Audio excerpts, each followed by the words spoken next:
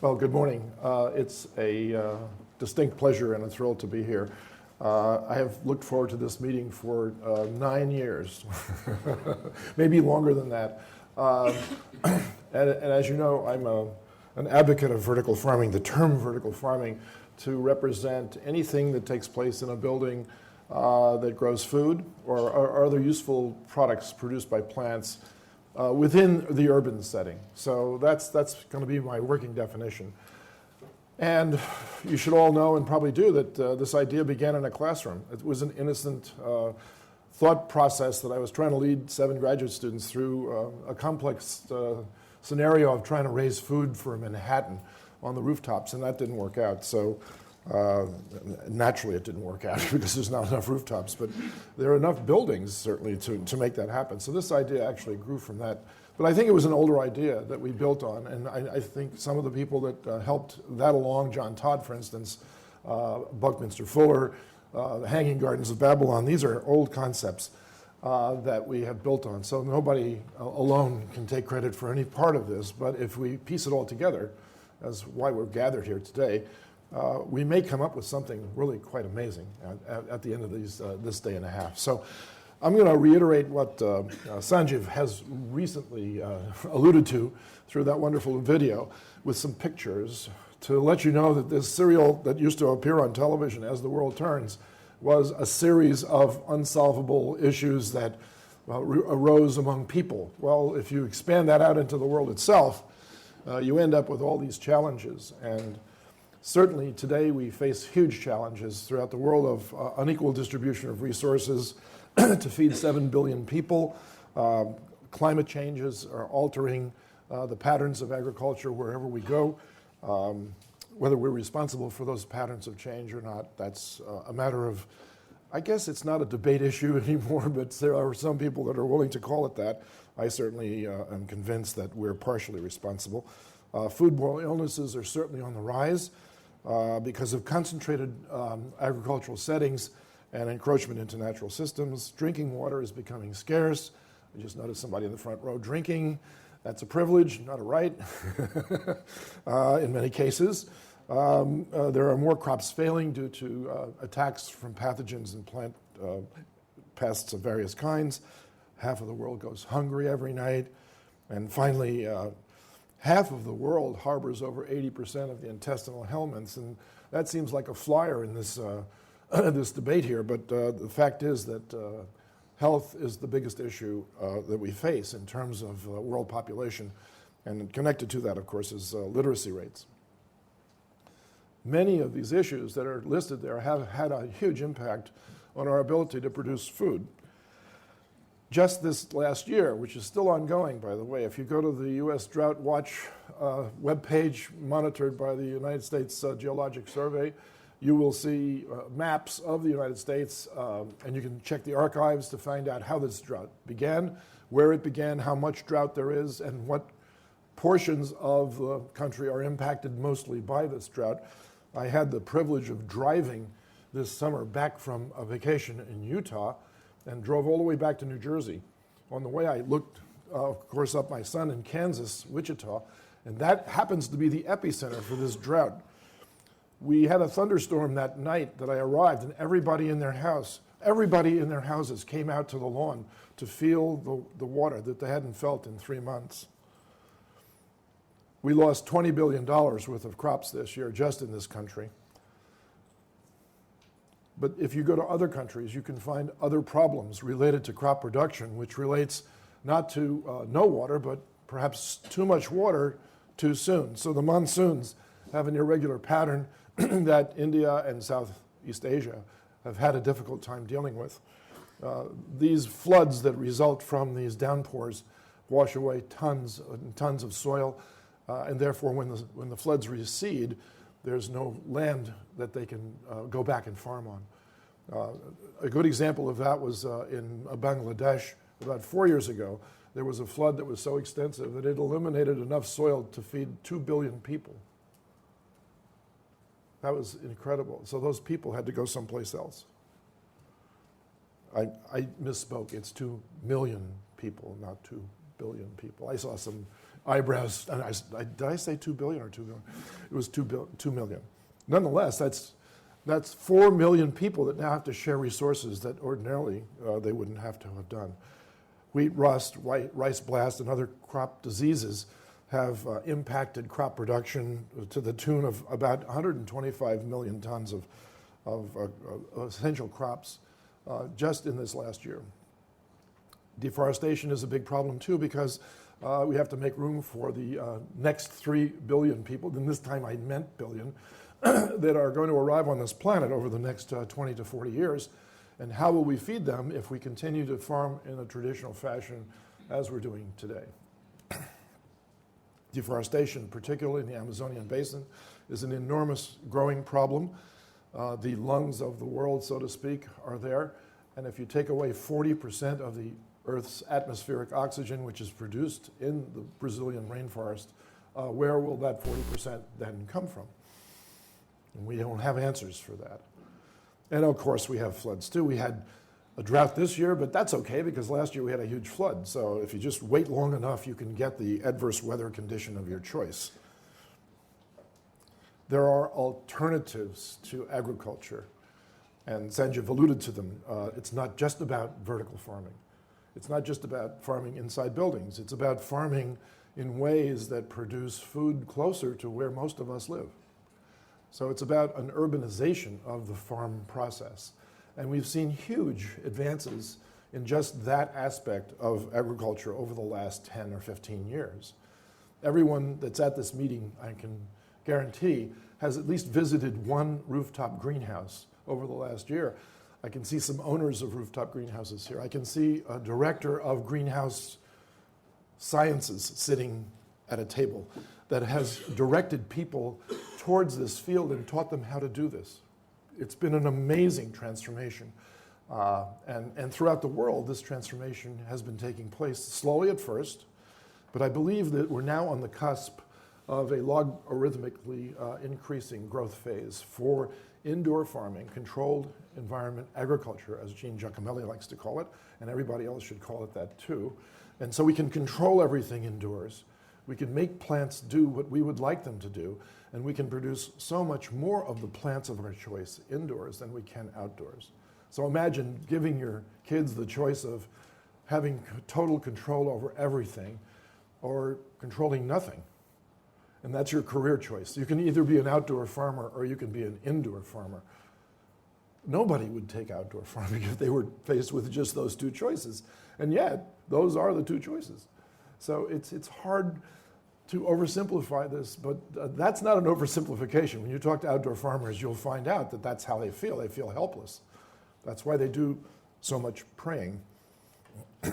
So we have outdoor farms already within city limits, and we can find plenty of examples of these. And there are some caveats about these things, too. We were all worried about what went on that empty lot in Flatbush section of Brooklyn before they decided to clear it and plant it with corn or whatever else they decided to plant, because we only stopped using leaded gasoline in this country in 1976. That meant that all the lead from those engines were deposited again and again and again on those plots, if that still was an open land plot. And indeed, if you start growing your food there, the plants have the ability, as John Tata so elegantly told us, plants are living machines. They will do whatever you ask. And if you want to use plants to actually clean up the debris of years of abuse, let's say a chemical factory was there before, you can have a plant that will actually do that for you. And so these living machines are elegant, but if that living machine happens to be a plant that you're going to eat, then the contaminants of the soil will end up in your food supply.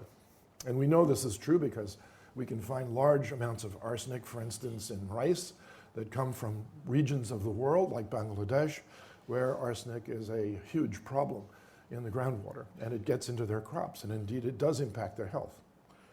So you have to be leery about these situations, but if you'll notice, at least one of these situations, all of the soil is above ground, it's in beds, in boxes.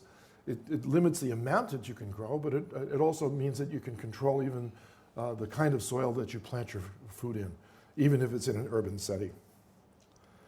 And then we have some wonderful examples of enclosed indoor farms that are on tops of buildings, for instance, and this is the best one I know, but I know there are plenty of others too, and I'm not giving an advertisement here any more than I would for anybody else's greenhouse sitting on top of a building.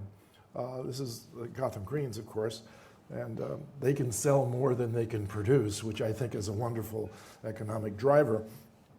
And so this is a one-story vertical farm, basically. So if that's commercially viable, then why can't we take that idea to the next level, no pun intended, and make it into a very large vertical farm, employing the same technologies and perhaps some new ones. So I think that's why we're meeting here today. When this idea first came about, at least in its current iteration in my classroom, we never dreamed that anything would come of it other than the fact that we would learn more about how farming occurs and how people live their lives and why they're not willing to make changes that accommodate new technologies. There's a resistance among some consumer groups with regards to hydroponically grown food. You know this. They'll just say it doesn't taste good, or it's not nutritious, or it's not natural. Well, I love that answer, it's not natural, because if you look back 10,000 years ago, farming itself was not natural. If you consider the fact that we've been a species for about 200,000 years, about 195,000 of those years were spent not farming. So all of a sudden we decided to farm. What is this? Some alien species came down and showed us how to do it. It must have been like that. Erase that, by the way. That was my only attempt at humor this morning, so please bear with me. So the idea of farming inside buildings, inside the city limits, has a tremendous resonance and acceptance with kids that already live in cities. You say, "Do you mean to tell me that I can be a farmer and still live in the city?" And I said, "Sure, why not? It's possible. Possible, you can do it. There's nothing stopping you." So this idea carried forward again and again until finally we decided to put some of the reports up on the internet. That's very risky, as you know. And we could have been shot down in flames the next year by saying this is the most ridiculous idea we have ever heard of. Of course, if you go to the internet, that would be like number 1,233 of the ridiculous ideas that are on the internet.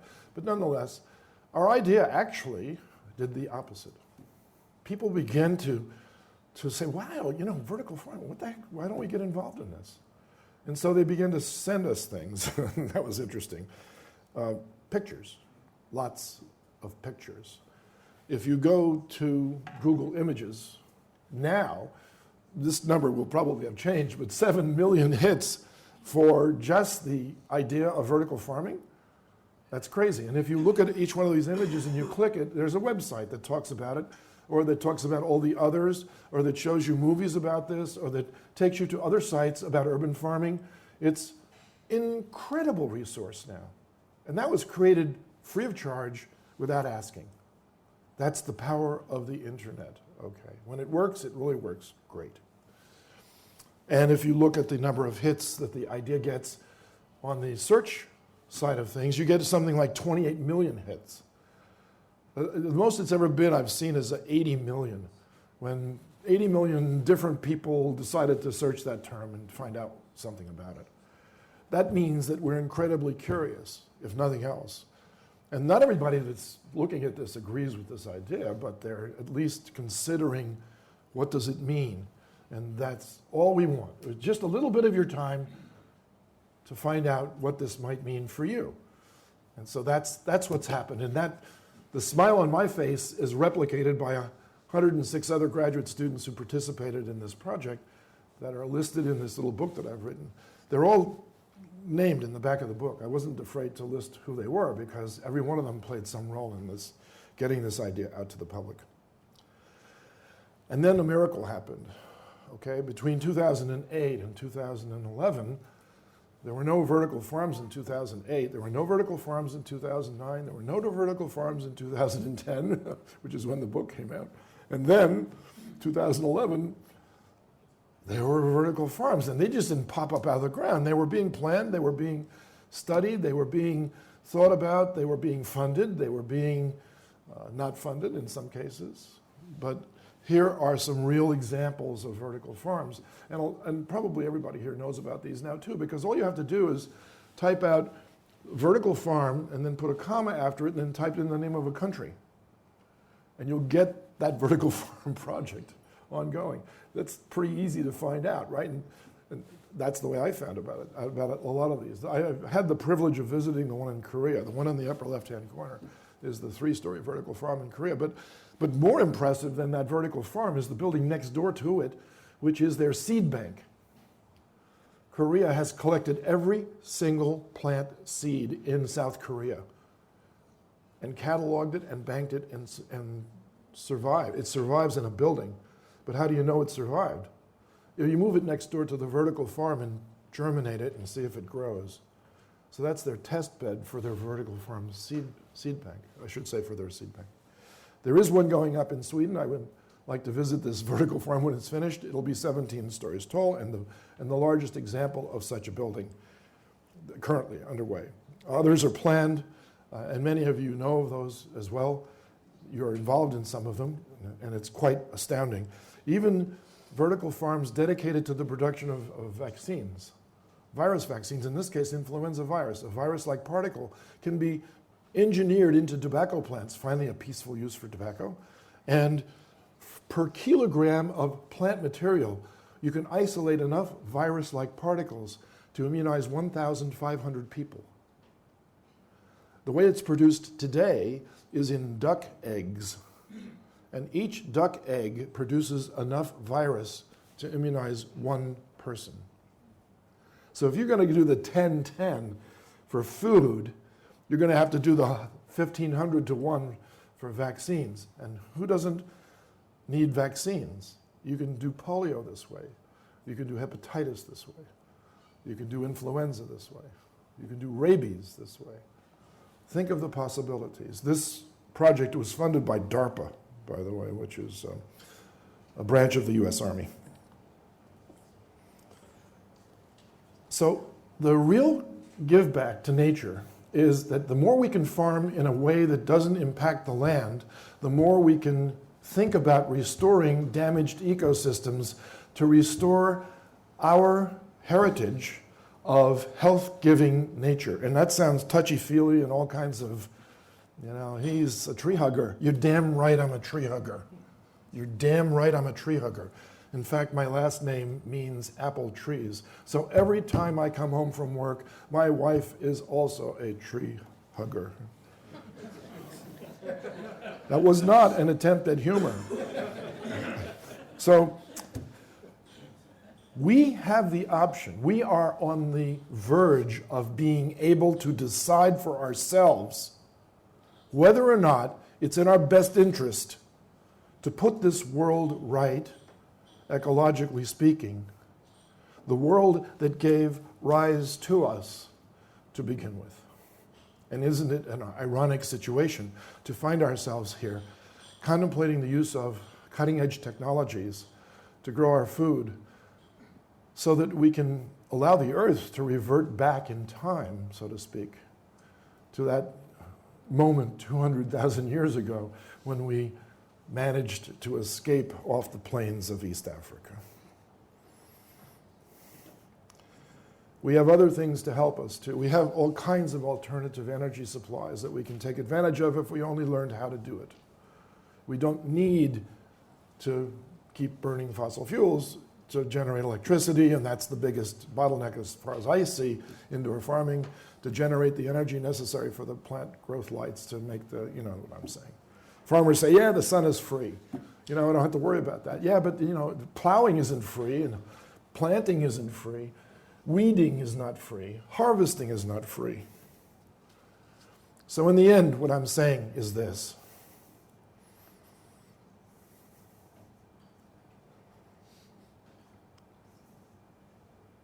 It's about balance. It's about designing with nature. It's about considering the city as a living entity. It's about integration of communities, natural and the built. Frank Lloyd Wright knew what he was doing. Of course, this house nearly washed away because that river flooded one year, but that's beside the point. It's a beautiful example of integration of the built environment into nature. So what are we going to learn at this conference? I think we're going to learn that A, we should be doing this, and B, we should be getting the funds to develop the parts of it that we can't do yet. Thank you.